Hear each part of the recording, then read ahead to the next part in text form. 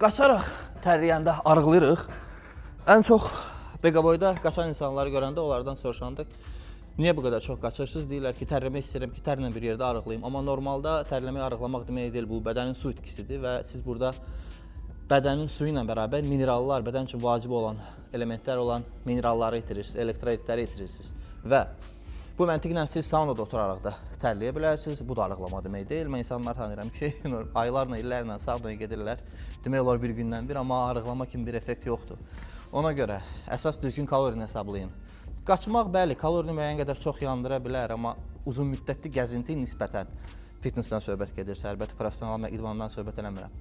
Məqsədləriniz yoxdursa. Gəzinti sizin üçün daha faydalı olacaq ki, siz uzun müddət gəzə biləcəksiniz, daha çox kalori yandıra biləcəksiniz. Və yenə də deyirəm, tərləməyin birbaşa olaraq bədəndə su itkisindən başqa, mineral itkisindən başqa bir faydası yoxdur. Yayda da tərləyirsiniz, isti temperaturda olanda tərləyirsiniz. Bu arıqlamaq demək deyil. Düzgün qida alın ilk növbədə, düzgün məşq eləyin və əlbəttə çəkiniz də gedəcək.